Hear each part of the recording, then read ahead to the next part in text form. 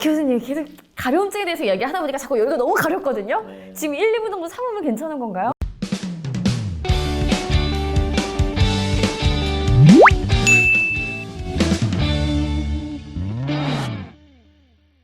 안녕하세요. 건강톡톡 오늘도 가영 김가영입니다. 자, 오늘은 가려움증 치료법에 대한 이야기 나눠볼 텐데요. 이제 여러분들 모두 아시죠? 가려워서 미치겠어요 저자 정진우 교수님과 이야기 나눠보도록 하겠습니다. 잠깐! 최신 의학 정보 놓치지 않으려면 구독하고 가영!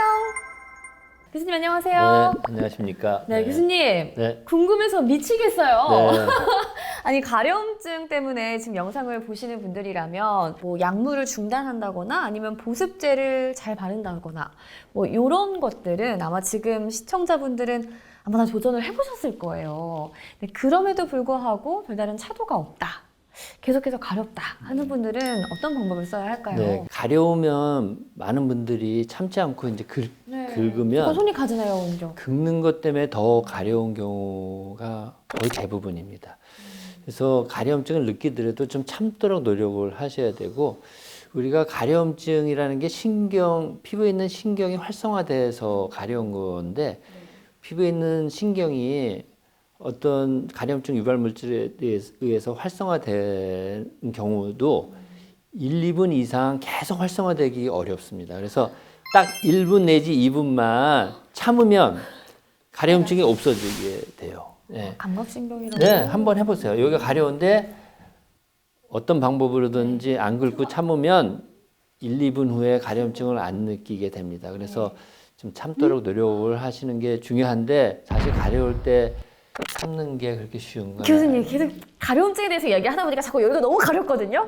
지금 1, 2분 정도 참으면 괜찮은 건가요? 네, 그렇습니다. 만약에 근데 못 참겠다 하는 분들은 어떻게 해야 그러면 될까요? 이제 쉽지가 않아요. 그래도 긁지는 마시고 눌러준다든지 또는 얼음찜질을 한다든지 또는 보습제를 꺼내서 보습제를 발라준다든지, 아니면 가려움증에 대한 생각하지 말고 더 자기가 좋아하는 다른 거에 신경을 돌려서 신경 돌리기. 쓴다든지. 근데 긁는 거는 정말 나빠요. 만약에 약물 치료를 한다면 약물 치료 같은 경우에는 근데 사실 연고 바르는 것 정도가 다일 것 같은데. 이제 스테로이드라는 성분이 들어가 있는 연고제를 저희 많이 씁니다.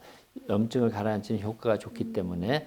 그래서 그거를 발라주시는 게 좋고, 근데 환자분들이 스테로이드 하면은 이제 이거 발라도 되나? 맞아요. 오래 발라도 불안감이 되나? 있죠. 뭐 그런 불안감이 있는데, 피부과 전문의가 부작용 나는지 잘 관찰을 하고 있기 때문에 걱정하지 마시고 바르시면 될 것 같습니다. 네네. 교수님께서 계속해서 이제 해결책을 제시해 주시고 계신데 만약에 연고로 해결이 안 된다 하면 어떡하나요? 그러면 이제는 먹는 약을 쓸 수밖에 없고, 우리가 가려움증에 쓰는 먹는 약의 종류가 상당히 여러 가지가 있습니다. 그래서 단계별로 부작용이 적은 약부터 시작해가지고 가려움증이 있는 경우에는 병원에서 약을 처방을 하고 있습니다. 어떤 약물들이 있나요? 가장 흔히 많이 쓰는 거는 이제 항히스타민제라는 약물인데, 가려움증을 유발하는 물질 중에 대표적인 게 히스타민이거든요. 그래서 히스타민의 작용을 막는 항히스타민제를 이제 처방을 하게 되면은 그것이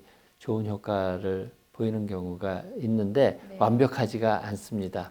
그래서 항히스타민제 효과가 없는 경우에 저희가 다음에 쓰는 게 이제 항우울제를 씁니다. 항우울제까지 가요? 네, 우울증이 생기는 이유가 우리 뇌 안에 그 세로토닌 레벨이 떨어져 있는 경우에 우울증이 오기 때문에, 항우울제는 뇌 안에 세로토닌 레벨을 올리는 그런 약물들이거든요. 근데 뇌 안에 세로토닌이 떨어지면 가려움증을 느끼는다고 하는 게 과학적으로 잘 입증이 되어 있습니다. 그래서 동일한 약이죠. 동일한 약인데 어떤 경우에는 가려움증에 쓰고 어떤 경우에는 우울증에 쓰는 겁니다. 항우울제까지 쓴다고 하니까 정말 가려움증 치료를 위한 다양한 방법들이 있는 것 같은데요. 혹시 주사 치료도 있나요? 네.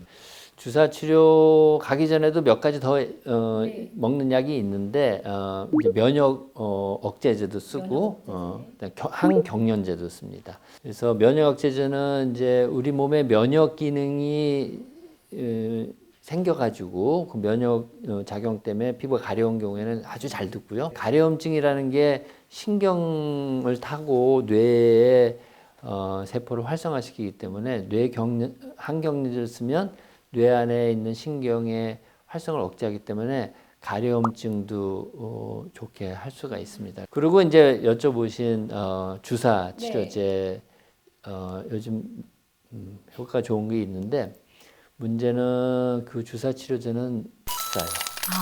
한 번 맞는데 한 70만 원?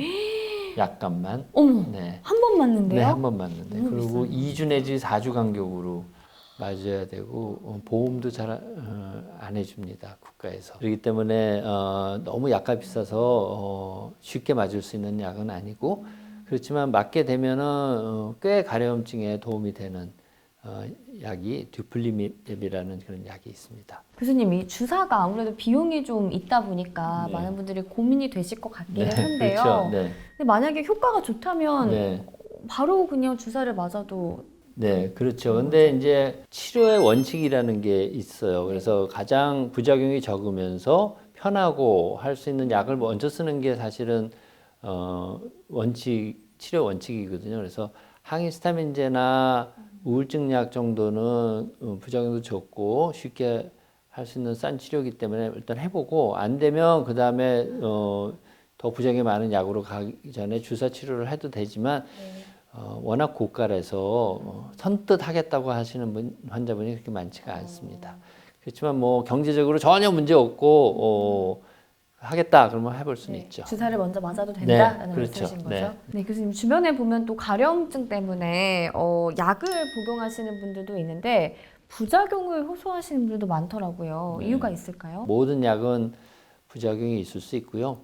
항히스타민제 같은 경우는 이제 졸리거나 하는 부작용이 있고 항우울제나 항경련제는 뇌에 작용을 하는 약이기 때문에 어지럽거나 또 구토가 나거나 그런 그렇지만 약을 끊으면 쉽게 없어지는 그런 부작용들이 있을 수 있죠. 그래서 사실 가려움증을 고쳐서 얻을 수 있는 이득과 부작용 때문에 얻을 수 있는 그런 손해와 그런 거를 잘 따져서 처방을 하는 것이 보통입니다.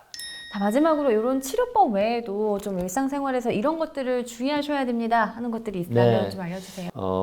약을 바르고 먹는 그런 약에만 너무 의존하지 마시고 내 원인이 뭘까를 찾아보고 평상시 습관 중에서 내가 가려움증을 예방하고 재발을 방지하기 위해서 해야 되는 행동 네, 그런 것들이 뭔지 그런 거를 찾아가지고 실천을 하시는 게 좋습니다. 알겠습니다. 자, 건강톡톡 저희가 3시간에 걸쳐서 가려움증에 대한 이야기 나눠봤는데요. 가려움증이 심한 분들은 꼭 병원을 찾으셔서 의사분과 함께 원인을 찾으시고 꼭 나에게 맞는 또 치료 방법도 찾으셔서 가려움증 해결하시기 바라겠습니다. 네, 3시간 동안 함께 해주셔서 감사합니다, 교수님. 감사합니다. 네. 그럼 가영이는 그만 가요.